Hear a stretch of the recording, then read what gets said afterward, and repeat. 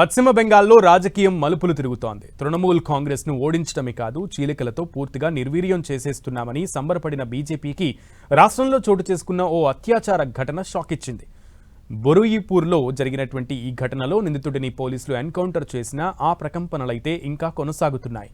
ఈ ఘటన ఆధారంగానే రాజకీయంగా పుంజుకునేందుకు తృణమూల్ కాంగ్రెస్ ప్రయత్నించగా పార్టీ బ్యాంక్ అకౌంట్ల ఫ్రీజ్పై హైకోర్టు స్టే ఇవ్వడం కూడా టీఎంసీకి కలిసి వస్తోంది.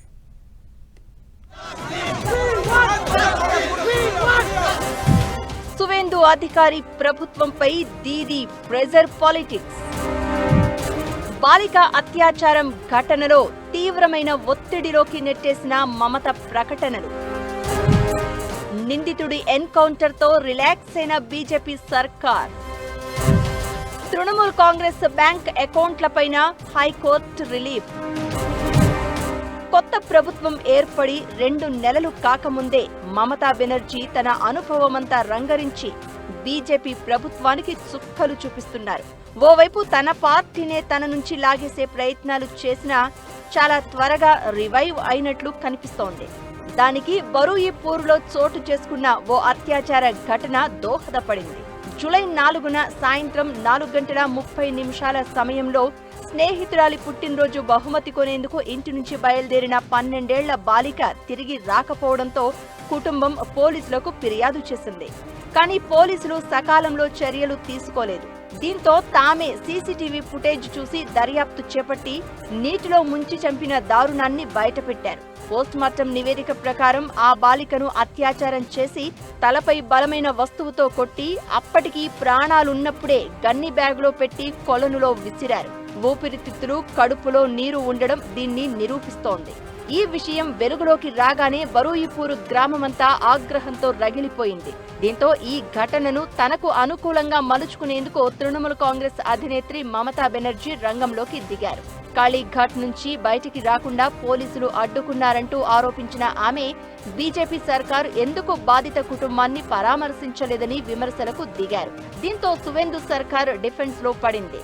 దాని నుంచి తప్పించుకునేందుకే నిందితుడి ఎన్కౌంటర్ చోటు చేసుకుందని ప్రచారం సాగుతోంది. నిందితుడు ప్రభాస్ మోంజల్ ఎన్కౌంటర్ పైన దీదీ వెనక్కి తగ్గలేదు. రాష్ట్రంలో జంగిల్ రాజ్ నడుస్తుందంటూ ఆరోపించారు. చూడబోతే బెంగాల్ ని యూపీ2గా మార్చుతారేమో అంటూ టీఎంసీ ఎంపీ మహువా మొయిత్రా విమర్శించారు.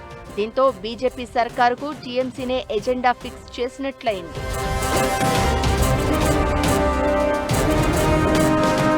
అయితే ఈ అత్యాచార ఘటన వివరాలు కూడా బీజేపీని డిఫెన్స్ లో పడేలా చేశాయి. ఈ బాలిక అత్యాచార ఘటనలో ముఖ్య నిందితుడు ఆనంద్ సర్దార్ను పట్టుకుని పోలీసులకు అప్పగించిన అతడు పోలీస్ క్యాంపు నుంచి తప్పించుకున్నాడు. బీజేపీ నేత శాంతను మండల్ ఒక నిందితుడికి సహాయం చేశాడని అతని ఇంటిని కోపంతో స్థానికులు ధ్వంసం చేశారు. అంతేకాదు వరుస పరిణామాలతో బరుయిపూర్ గ్రామస్తుల్లో ఆగ్రహం పెరిగిపోయి ఇంద్రజిత్ తంతి అనే వ్యక్తిని అంతా కలిసి కొట్టి చంపేశారు. ఈ తరుణంలో ముఖ్యమంత్రి సువేందు అధికారి దీనిని సామాజిక కోణం ఉన్న హత్యగా అభివర్ణించి హింసకు పాల్పడిన వారిపై కఠిన చర్యలు తీసుకుంటామని హెచ్చరించారు. ఈ క్రమంలోనే ప్రభాస్ ముండల్ ఎన్కౌంటర్ చోటు చేసుకుంది. ఇదిలా సాగుతూ ఉండగానే ఎన్ఫోర్స్మెంట్ డైరెక్టరేట్ టీఎంసీ బ్యాంక్ ఖాతాలను ఫ్రీజ్ చేసిన విషయంలో హైకోర్టు నుంచి రిలీఫ్ దక్కింది. టీఎంసీ అధికారంలో ఉన్నప్పుడు అధికారిక బ్యాంకు ఖాతాల నుంచి చేసిన విమానం, హెలికాప్టర్ కొనుగోళ్లకు సంబంధించి ఈడీ కేసు నమోదు చేసి ఆయా అకౌంట్లను ఫ్రీజ్ చేసింది.